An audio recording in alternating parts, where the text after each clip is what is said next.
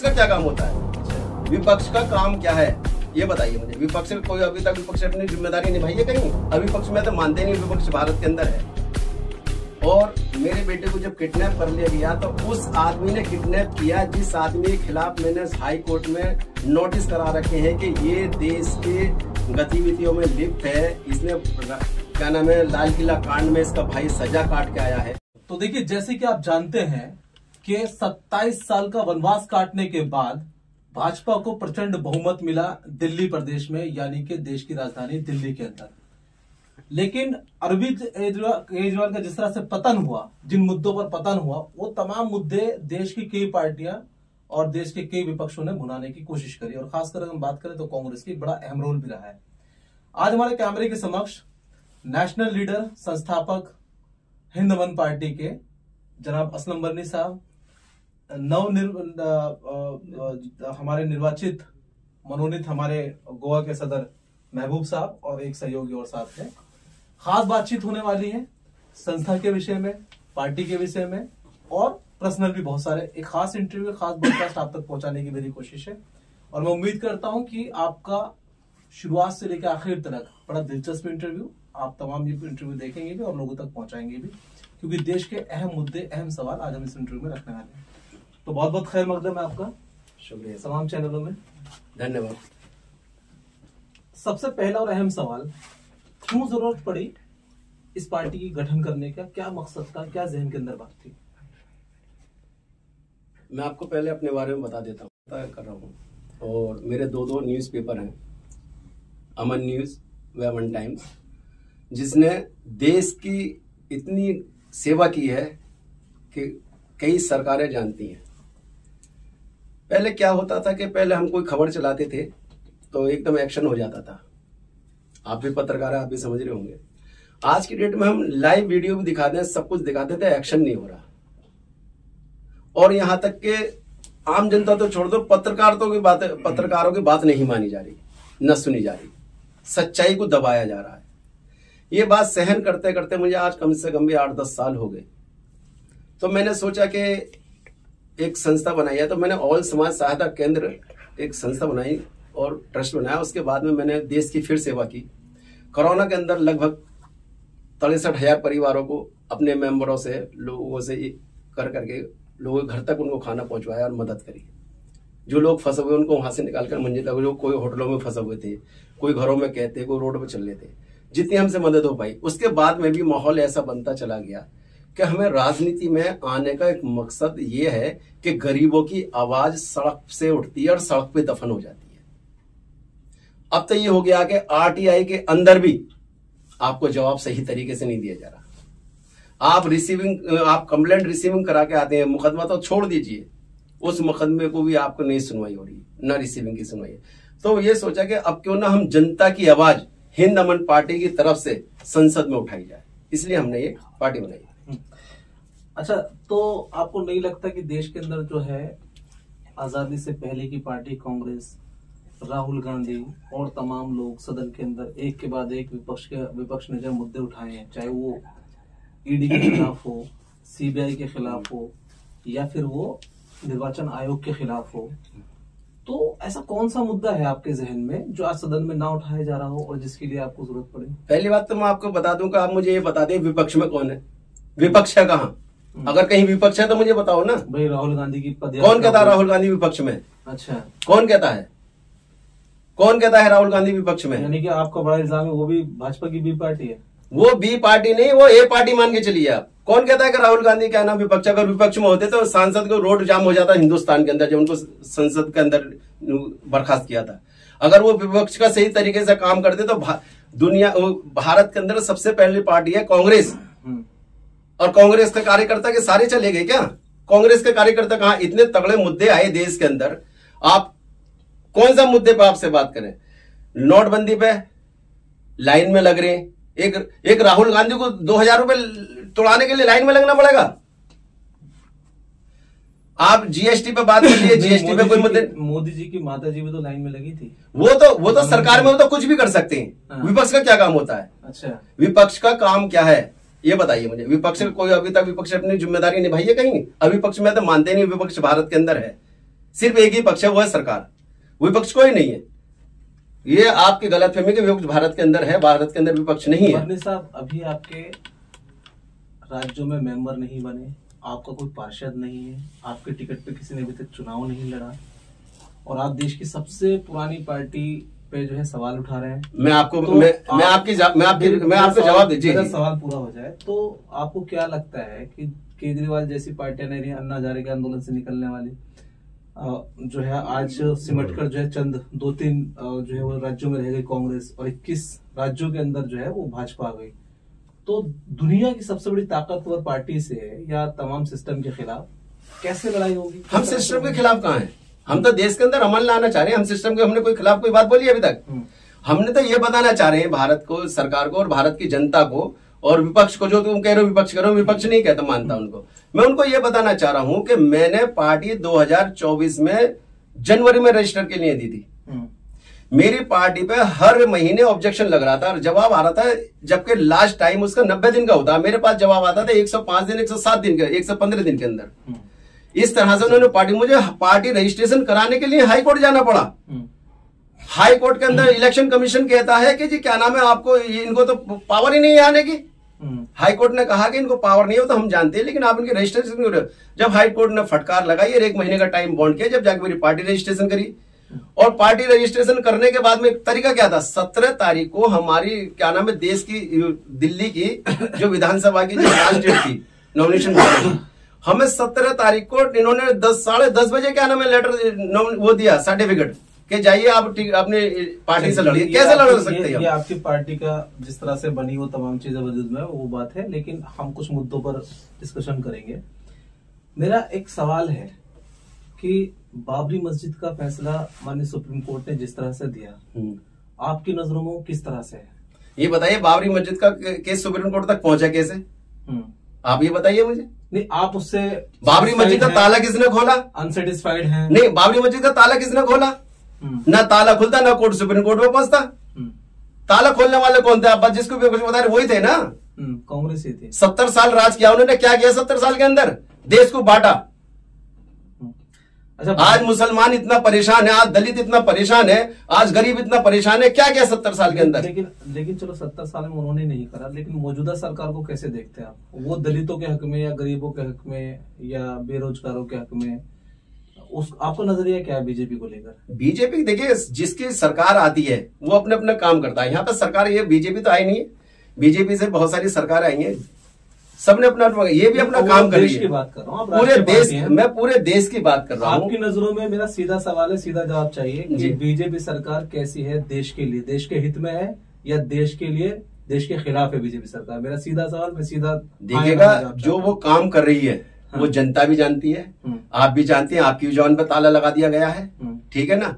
आप अभी ज्यादा कुछ करेंगे आपको जेल भेज दिया जाएगा। जो वो काम कर रही है वो सबको पता है। हमें जो क्या करना है, बीजेपी ने पत्रकारों की जबान पे ताला लगा, आपकी जबान पे ताला लगा हुआ है। अगर आप सरकार के खिलाफ कोई सवाल करेंगे आपको जेल भेज दिया जाएगा। कितनों को भी जेल भेज दिया गया। तो जो बीजेपी काम कर रही है या जो विपक्ष काम कर रहा है वो देश के लिए कितना काम कर रहा है, देश की जनता जानती है, देश के पत्रकार जानते हैं, देश की पूरी दुनिया जानती है। यानी कि अगर हम अपने व्यूअर्स को बताएं कि वर्णी साहब का, अगर हमने एक सीधा सवाल था जिसका जवाब हम अपने अल्फाजों में अगर पूरा करना चाहें, देश की मौजूदा सरकार भी जो कहीं ना कहीं पत्रकारों को मोलाइज कर रही है, ये एक बड़ी बात। अगर देश के अंदर सही काम चलता हुआ होता तो पत्रकारों को राजनीति या पार्टी बनाने का मकसद क्या है? नहीं, अटल बिहारी वाजपेयी जी भी पत्रकार थे जी, तो क्या उनको भी उस वक्त भी ऐसे हालात? नहीं, उस समाज को उस टाइम पे अमन था। बड़े शानदार वो देश के लीडर रहे भाजपा में, विपक्ष ने भी तारीफ करी वो ऐसे अटल बिहारी वाजपेयी। हम बुराई तो नहीं कर रहे, मंत्री की, हम बुराई तो नहीं कर रहे। हमने अभी पहले क्या कहा था ऑफ कैमरे पे कि प्रधानमंत्री बनने के बाद में भी हमारे ऑफिस के बराबर उनका ऑफिस था, वहां आते थे। बोला नहीं बोला? तो जो अच्छा आदमी होता है उसके लिए अच्छे काम किया जाता, तारीफ की जाती है। अच्छा वर्णी साहब, ये बताइए कि जहां मोदी जी लगातार देश के 80 लाख के आसपास के लोगों को राशन दे रहे हैं फ्री, दिल्ली 80 करोड़ को, मैं माजरत चाहता हूँ, बिल्कुल सही याद दिलाया, 80 करोड़ लोगों को जो है परिवारों को राशन दे रहे हैं। दिल्ली के अंदर महिलाओं को 2500 रुपए, प्रेग्नेंट महिलाओं को 21,000 रुपए, और जो जनहित की योजनाएं थी वो तमाम योजनाएं, और दूसरे राज्यों में भी आम आदमी पार्टी 200 यूनिट फ्री देती थी, ये 300, तो पब्लिक क्यों आपके साथ जाएगी? देखिएगा अभी तो क्या है आपके पास? अभी तो दिल्ली में बोर्डों की बनी है कि बोर्डों से सरकार बन गई है, लेकिन आप उत्तर प्रदेश में देख लीजिए क्या क्या वादे किए थे। आप उत्तर प्रदेश के रहने वाले हैं, उत्तर प्रदेश में आपको क्या क्या दे, आपकी बिजली डबल कर दी गई। तो यहाँ कैसे आप माने? आप मुख्यमंत्री बनने दीजिए, उत्तर प्रदेश में घर बना के दिए ना, तो घर तोड़ भी तो रहे। किसके घर तोड़ भी तो रहे। अगर अपराध एक आदमी करता है तो पूरे परिवार को सजा मिलती है। सुप्रीम कोर्ट ने सब कुछ कर रखा, फिर भी घर तोड़ भी तो रहे, बना के दे रहे। तो नहीं, लेकिन वो तो कह रहा है ना कि वो अवैध कब्जा है, उन कब्जों पर जो वो तो कोर्ट का मामला है, उसमें तो कोई जिम्मेदारी नहीं ले रही, कोई सरकार जिम्मेदारी नहीं ले रही। सुप्रीम कोर्ट वैसे क्या नाम ऑर्डर कर रहा है? आप सुप्रीम कोर्ट के जजमेंट देखिए क्या कह रही है सुप्रीम कोर्ट, कितनी फटकार लगा रही है। भाई आपने किसी के परिवार ने एक गलती करी जाने अनजाने में, तो उसके पूरे परिवार को मकान तोड़ेंगे आप? सरकार सुप्रीम कोर्ट योगी आदित्यनाथ को लगा रही है या राज्य सरकार को?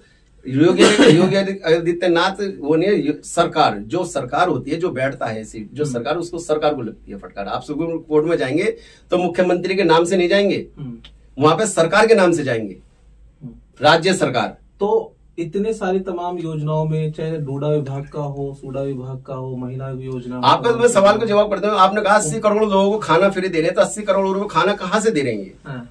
बताइए आप मुझे। क्या भारत की सरकार टैक्स नहीं दे रही? आप ये बताइए टैक्स वालों के लिए सरकार क्या कर रही है, या टैक्स वालों के विपक्ष क्या कर रहा है?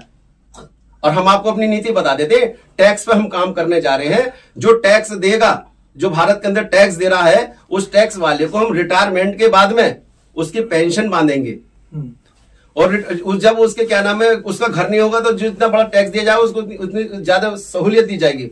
पूरी दुनिया के अंदर आप देख लिए टैक्स, पूरे टैक्स लेती है गवर्नमेंट, तो रोड टैक्स वहां पे खत्म किया जाता है, हाउस टैक्स खत्म किया जाता है, सारे टैक्स खत्म कर दिए जाते हैं। लेकिन भारत के अंदर कितने सारे टैक्स हैं, लेकिन आप अभी गाड़ी लेकर के आइए, पूरे लाइफ टाइम का टैक्स आपका काट लिया जाएगा, लेकिन आप रोड पर जाइएगा तो आपको फिर भी टैक्स देना पड़ेगा। आपका पार्किंग टैक्स से लेकर के हर टैक्स में हमें भेज। आप हमें ये बताइए, भारत सरकार या क्या नाम है, विपक्ष या कोई राज्य सरकार ने टैक्स वालों को क्या फैसिलिटी दी है अभी तक? सिर्फ 4 लोगों को छोड़ के, 4 में भी 2 लोगों को छोड़ के। आप लोन ले लीजिए ना, आपके लोन ले लीजिए, आप एक किस्त भरिए, आपके घर पे खड़े हो जाएंगे। जिन्होंने हजारों करोड़ रुपए के लोन लेके, उनका क्यों नहीं हो रहा कुछ?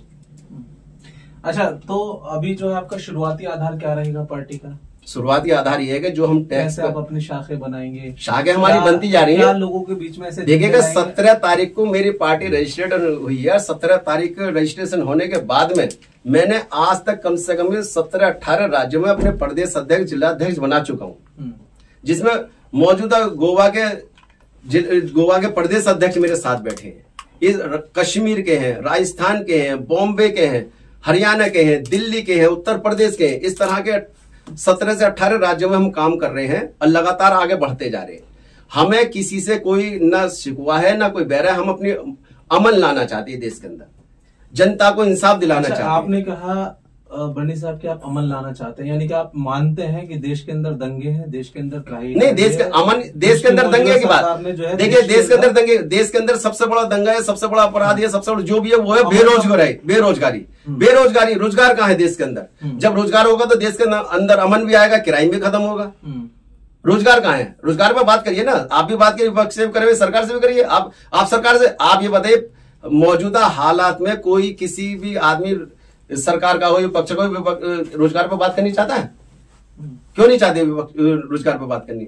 हमारे दुनिया के अंदर पहला इतिहास है कि दुनिया के अंदर सबसे ज्यादा युवा हमारे भारत में है। और युवा की कंडीशन क्या है आज की डेट में? आप देखिएगा, डिग्री लेकर के घूम रहे, क्यों नहीं है रोजगार, क्यों नहीं है नौकरियां, कहाँ है? तो क्या हम सरकार के खाने पे बैठे हुए? आपके पास क्या मास्टर प्लान है कि तमाम चीजें ठीक कर? मास्टर प्लान हम अगले कॉन्फ्रेंस में बताएंगे। अच्छा, अभी वो तमाम चीजें जो वो मास्टर प्लान में आपको बताएंगे, सब कुछ लेकर के आएंगे, जनता को साथ लेकर चलेंगे, जनता के साथ काम करेंगे मिलकर के हम। अच्छा बर्नी साहब, अभी जो है आगामी चुनाव जो है 4-5 राज्यों में आगामी चुनाव है, और हम अगर रिसेंट बात करें तो बिहार में चुनाव है। कितने कैंडिडेट लड़ा रहे हैं बिहार में? बिहार में देखिएगा हमारे ज्यादा से ज्यादा कैंडिडेट लड़ाने की उम्मीद है, और हमारी एक टीम अभी यहाँ से बिहार रवाना होने वाली है, जिसमें वहां पे पूरे सर्वे कर रहे हैं और पूरे जन को बता रहे हैं कि हिंद अमन पार्टी आ चुकी है आपके बीच में। और बिहार के बाद में हम सीधा गोवा जाएंगे, जिसकी जिम्मेदारी हमारे प्रदेश अध्यक्ष साहब ने लिया। उसके बाद में जहां जिन राज्यों में हमारे इलेक्शन होंगे, उन राज्यों में हम टिकट देंगे और इलेक्शन लड़ाएंगे। पूरी फाइट करेंगे, ईमानदारी के साथ करेंगे और वफादारी के साथ करेंगे, देश के साथ करेंगे। अच्छा, आज शायद आपकी हिंद अमन पार्टी की पहली कॉन्फ्रेंस है, जो मेरी खुशनसीबी है कि मुझे नसीब हुई ब्रॉडकास्ट करना, लेकिन ये शायद यादगार इतिहास रह सकती है वीडियो, तो मैं कुछ चीजें कैप्चर करना चाहता हूँ। नहीं, अभी देखिए कॉन्फ्रेंस आप पहली कह लो, लेकिन हमारे अभी हम यहाँ गए थे मौलाना साहब की तरफ, इंडिविजुअली आपकी बहुत सारे नहीं मीटिंग तो हमारी कंटिन्यू चले, कॉन्फ्रेंस वहाँ भी हमने इंटरव्यू दिया था, हमारे बहुत सारे इंटरव्यू चल रहे हैं, लेकिन हाँ ये है कि आप इसको कॉन्फ्रेंस में कह सकते हैं, लेकिन पर्सनल इंटरव्यू भी कह सकते हैं। मुख्य कार्यालय पर ये पहली कॉन्फ्रेंस है और आपके साथ गोवा के पहली बार सदस्य साथ में बैठे। मेरा कहना मकसद ये है कि मैं आपसे कुछ वादे जो कैप्चर कराना चाहता हूँ, क्योंकि अरविंद केजरीवाल भी जब आए थे तो उन्होंने कहा था कि बंगला नहीं लेंगे, गाड़ी नहीं देंगे, सिक्योरिटी नहीं देंगे, और आज वो उन्हीं तमाम चीजों को लेकर देखिएगा जो जनता सुनेगा, जो मैं जहां आप लाना चाह रहे हो मैं बता देता हूँ, एक सेकंड में पूरा हो जाएगा। बर्नी साहब जो आज एक ओखला के अंदर नॉर्मल से फ्लैट में रह रहे हैं, या फिर अपना एक ऑफिस जो है काफी लंबे वक्त से आईटी पर चला रहे हैं, क्या आने वाले टाइम में ये होगा कि बर्नी साहब जो है हेलीकॉप्टर से घुमा करेंगे और जनता जो है वो धक्के खाएगी, या बेरोजगारी रह जाएगा और बर्नी साहब अरबों रुपए के मालिक हो जाएंगे? ये आपकी सोच है? तो नहीं, मैं आपसे वादा चाहता हूं, सोच पर ताला नहीं लगा सकते ना। मेरा सवाल है जी, क्योंकि बर्नी साहब, आपको पता है कि अरविंद केजरीवाल ने बहुत बड़े बड़े वादे करे थे, सवाल कीजिए, और वो सीधा शीश महल पर पहुंच गए। तो बर्नी साहब का शीश महल मीडिया को 7-2 साल में दिखने वाला है, या लोगों को वाकई बेरोजगारी दिखेगा? मैं जनता के लिए 30 साल से काम कर रहा हूँ। जो व्यक्ति 30 साल से काम करने के बाद में आप मेरे घर की हालत देख लीजिए, आप मेरे ऑफिस की हालत देख लीजिए, आप मेरी खुद की हालत देख लीजिएगा। 30 साल से पत्रकारिता में काम कर रहा हूँ और पत्रकार में करीब 24 साल से मेरे अखबार रजिस्टर्ड है। मैंने बड़े बड़े दिग्गज पत्रकारों के साथ काम किया है। तो मैं जब 30 साल में कुछ नहीं ले पाया तो मैं पार्टी बनाने के बाद में कुछ नहीं लूंगा। हाँ, जनता मुझे कुछ देगी। कोई सरकार किसी की नहीं होती, जनता की सरकार हो। जनता मुझे कुछ देगी, जिस ओहदे पे बिठाना चाहेगी, जो मुझे देना चाहेगी, मैं हंस कर स्वीकार करूंगा। कितनी उम्मीदें लग रही है कि कब तक स्टैब्लिश हो जाएगी पार्टी, या कब तक एक आप देखते जाइए कॉन्फ्रेंस में, आपको माध्यम से, मीडिया के माध्यम से पता पड़ती रहेगी कहां तक पहुंच रहे। एक सवाल जो है वो, बहुत बहुत शुक्रिया, वो आज आपको गोवा का सदर बनाया गया है हिंद अमन पार्टी का, सारी बातचीत आपके सामने हुई है, कितने मुतमईन हैं बर्नी साहब से? नहीं मतलब आप खुश हैं इस पार्टी से? नहीं माशाल्लाह, अच्छा जिम्मेदारी निभाएंगे, जिम्मेदारी निभाएंगे, जैसा माशाल्लाह उनका सोच विचार है, इंशाल्लाह पार्टी बहुत आगे तक लेके जाएंगे। चलिए, बहुत बहुत शुक्रिया। तो देखिए, एक ही खास अहम शुरुआती कॉन्फ्रेंस, शुरुआती बात, अभी कैंडिडेट इनके मैदान में उतरेंगे, वो भी हम दिखाएंगे किस तरह से अपनी पार्टी के कैंडिडेट को लड़ाते हैं, तमाम चीजें क्या होती है। आपकी कमेंट में क्या राय है? क्योंकि देश के अंदर तो मैं शायद डाटा देना मुश्किल हो जाए, लेकिन दिल्ली में ही 800 से ज्यादा पार्टियां रजिस्टर्ड हैं। उस बीच एक और पार्टी आपके सामने है, और हर कोई पार्टी अपनी अपनी पार्टी को बेहतर बताती है, इन्हीं मुद्दों पर आती है जिन मुद्दों पर बर्नी साहब ने कहा कुछ नया मुद्दा नहीं है। एक सवाल, लेकिन जनता जनार्दन है, कुछ कहना चाहते हैं बर्नी साहब? आपको क्या मुश्किलातों का भी सामना करना पड़ा होगा, किस तरह की मुश्किलातें आई और क्या आपके लिए सबसे बड़ा चैलेंज था? देखिएगा, ये आपने एक बहुत बड़ा सवाल किया है, और इस सवाल का मैं जवाब इस दूंगा कि मेरी पार्टी 17 तारीख को रजिस्टर्ड हुई है, यानी कि 17 जनवरी को, और 2 फरवरी को मेरे बेटे को किडनैप कर लिया गया। इससे बड़ी मुझसे कुर्बानी और क्या लेना चाहते हो? और मेरे बेटे को जब किडनैप कर लिया गया तो उस आदमी ने किडनैप किया जिस आदमी के खिलाफ मैंने हाई कोर्ट में नोटिस करा रखे हैं कि ये देश के गतिविधियों में लिप्त है, इसने क्या नाम है, लाल किला कांड में इसका भाई सजा काट के आया है आतंकवादियों के साथ, और उसके साथ एक शहजाद रहता है जिसका न घर का पता है न दर का पता है। उस व्यक्ति ने मेरे बेटे को जबरदस्ती बेसमेंट में खींच के ले गए। 2 तारीख की घटना है। मैंने 100 नंबर को कॉल करी। मैं सांसद जी का, जो मोदी जी के सामने अच्छी सीटों से आए थे दूसरे नंबर पे, उन सांसद जी इंटरव्यू चल रहा था। तो 2 तारीख को मेरे बेटे समीर का किडनैप हुआ। मैंने जिसमें इंस्पेक्टर जीत यानी कि SHO सरिता विहार जीत सिंह उन बांग्लादेशियों को पनाह देने वालों की पूरी मदद कर रहा है। मैं रिटर्न करते करता परेशान हूं, वो गुमराह कर रहा है पूरे उसको। और मैं ये बताना चाहता हूं, ये मामला मैंने अब क्या नाम है उच्च अधिकारी से लेकर सब जगह गया हूं। ये इससे बड़ी कुर्बानी है, मेरी तो जान को खतरा है, मेरे बच्चों को खतरा है, तो इससे बड़ी कुर्बानी आप मुझसे क्या लोगे? इससे पहले मेरे बेटे को 2 के साथ, बावजूद भी देश की सेवा का, उसके बाद भी मैं देश की सेवा करने के लिए तैयार हूँ।